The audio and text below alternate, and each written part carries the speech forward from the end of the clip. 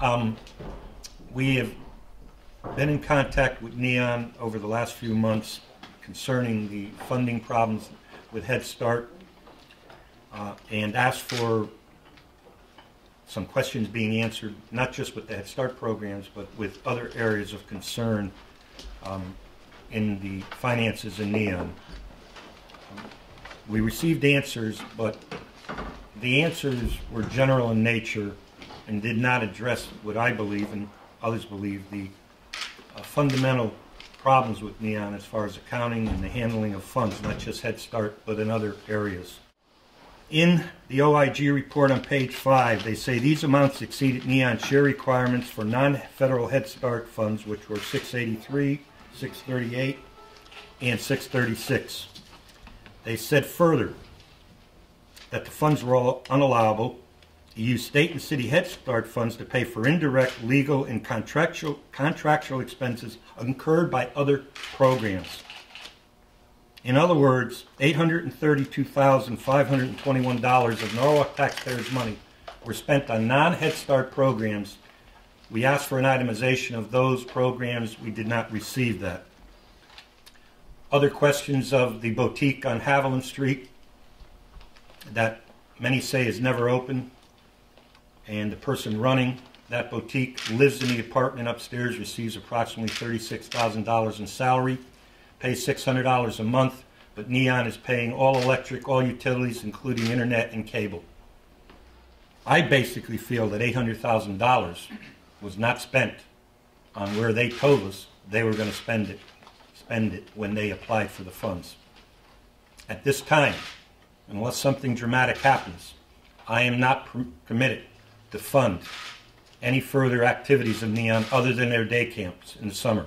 A few weeks ago, as the OIG report came out, we had asked some questions.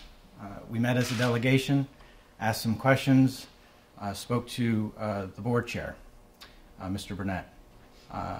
After that, did not seem like that was being fruitful enough or direct enough. We then asked Joe Mann and Greg Burnett to meet with the delegation and the mayor in the mayor's office last week.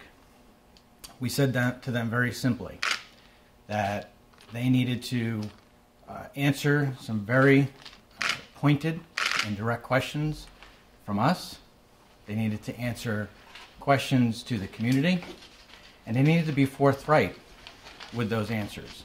And more importantly even, they needed to have a plan going forward and how they were going to ensure that taxpayer dollars were being spent correctly, how they can answer for some of the questions that have not only come up in the OIG report, but subsequently come up as well.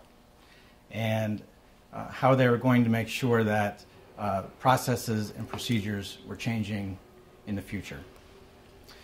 And we said to them, basically, you need to give us those answers. And not only us, but the community. And if you don't, we're going to have no choice but to say that there needs to be a change in leadership. The firm Brown, Buckley, and Tucker was requested to go in and do an additional assessment of the functions and of Neon.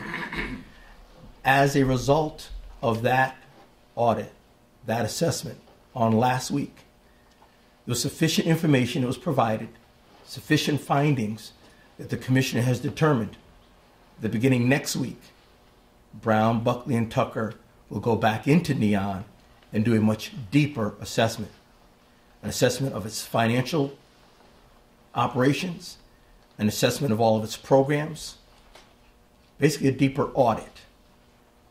In addition to that, a staff person from New Opportunities Incorporated, the cap agency from Waterbury, will be coming in to help support the executive functions and to ensure that programming and finances are being handled properly for the benefit of the people who are being served by Neon.